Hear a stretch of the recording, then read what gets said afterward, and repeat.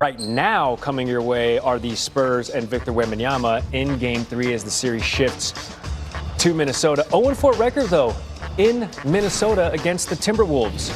Would that change? Wemby, the defense was incredible. I mean, it always is, baseline to baseline. One of 5 blocks on the night for Victor Wembanyama. Was he better defensively or was he better offensively in this game? Answer, yes. Push. Wembanyama on the court, 2 of 14 were the Timberwolves. When he was off the court, that's when they were actually making shots. The bulk of the shot making was Anthony Edwards. Triple, got it. The only player on the Timberwolves to go above 20 points scoring. He was actually north of 30 points, and he needed every single one of them. This just before the end of the first quarter. Got it. Deficit is 1 for the Timberwolves. And how about Anthony Edwards, man? This guy is a throwback. A hyperextended knee about 2 weeks ago, but he is back to full strength. The number 1 overall pick's just battling it out. Wemby, though, taking things over in the fourth. Up a half dozen. Let's make that 8 thanks to the offensive rebound. Then 9 minutes to go. Oh, yeah, you didn't know Victor Wembanyama also had range?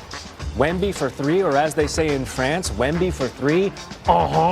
And then he gets another one. He shot 70% from the field. The Spurs win Game 3. They're up 2-1 in the series. Quentin Richardson on the program, joining us now. Q, Victor Wembanyama, Hakeem, Shaq, and Kareem, the only ones since blocks became official in 1973 to have 35 points, 15 boards, and 5 blocks in a playoff game. You watch what Wemby is doing, and he's still rounding into form, but you're seeing what he's doing already, and you think what? I think to answer your question, in another year or so, it will be unfair to have Wembanyama on your team. Like what he's becoming so quickly, like we saw him come in, this rail thin kid with so much potential, and we watched him in 1-2 years just take huge, not strides, but leaps every year and getting better with his offensive game, with his defensive game, with his mentality, filling out his body, getting stronger. It's literally nothing he can't do out there on the court. So it's just a matter of time before all things continue to line up and he gets to such a powerful strength that like he's literally running around there like Thanos and nobody can do anything about it. It's funny you mention that because he's still lanky and he's still just a kid. And after last night's win, he said, you know, the Spurs collectively, we haven't even tapped into half of our potential. That is scary. All right, let's go to the Eastern Conference side of things. The Knicks look like they have this series figured out and wrapped up. So we're going to ask the question, what chances are you giving the Knicks of winning the championship this year? Listen, I love the way the Knicks look right now. I feel like this is one of the greatest opportunities for them to get the win. But, like, I definitely feel like this 76ers series is a foregone conclusion. But before I go crown Knicks the king of the East, and yes, I am once a Knick, always a Knick, it's a team over there in Detroit that's looking pretty damn scary. And Gary, let's just think about this. This season, when the Knicks played those Pistons, there's possibly going to be waiting for them. They beat them by 31, 38, and 15. So while the Knicks definitely look different than I feel like they looked earlier in that season, they playing different ball. And I still got a lot of faith in the Knicks. I got to see them do it against those Pistons before I just give that title to them. Listen, man, credit to where it's due. The Knicks, they are cohesive, they're having fun, and they are playing some darn good basketball. ESPN projections give them a 20% chance to win it all. Second only to the defending champ Thunder, 45% chance to win it. QR hanging out with us all morning long. Q, much appreciated. Lakers looking for the equalizer. The Lakers offense is exactly what it needs to be right now. Up near the rim and put down by James. The Lakers in front. Holmgren powers in, gets it to go. This is Thunder basketball. Williams, he's got a chance for 4. The turnovers have just killed them.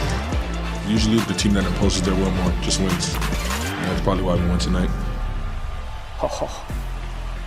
Oh, no, the Thunder are good and they're cocky.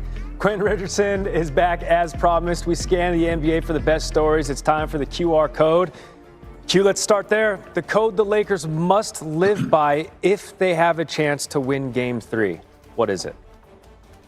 No doubt. Obviously, they need another big time scoring game from A.R. Reeves like that. He came out, led them, and he looked like the Austin Reeves from the season. They could use another game like that for sure. Still need LeBron to be LeBron like he's consistently been.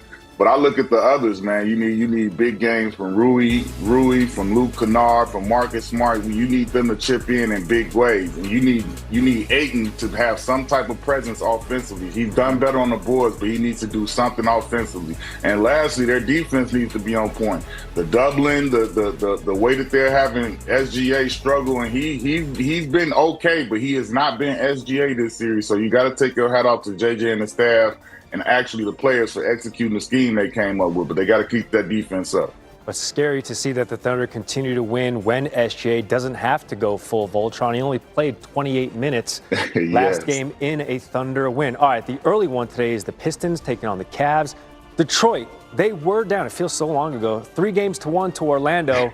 They've won 5 straight since. In your eyes, Q, what changed? I feel like when they got to the brink of elimination, 3-1, the Magic had them on the ropes, and they saw their season's mortality on the line. I feel like since that moment, they played with a greater sense of urgency as a team overall. Their defense have stepped up. The guys have stepped up individually, offensively.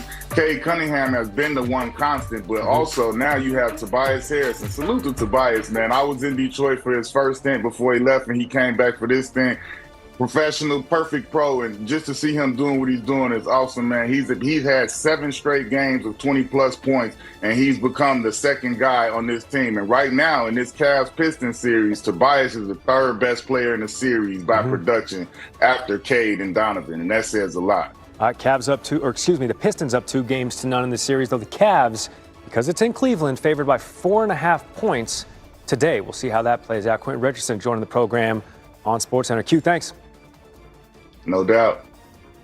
And before you make a play today, we got to hear from Aaron Dolan on SportsCenter. EKD, what's the move in the Pistons and Cavs? So I'm looking at Cade Cunningham to go under 27.5 points. He's averaged 24 points so far through those first 2 wins, but Cleveland hasn't necessarily allowed him to go off the way that we saw against Orlando in the previous round. And a lot of that came down to the fact that they were in a hole, and towards the end of that series, he really had to put up 30-plus point performances. He's not in that same situation today. They are up 2 games with this series heading to Cleveland, and Cleveland's a place where they've won every single game at home so far in this postseason. So when we look at his points prop, we've seen it as low as 26.5, as high as 28.5. So this is right there in the middle, but I'm going to go under on Cade today of 27.5. Yeah, he's been right at 25 a couple of times. All right, let's go out west. The Thunder, 8.5-point favorites against this Lakers team. It's a lot on the road in LA. How are you approaching this one?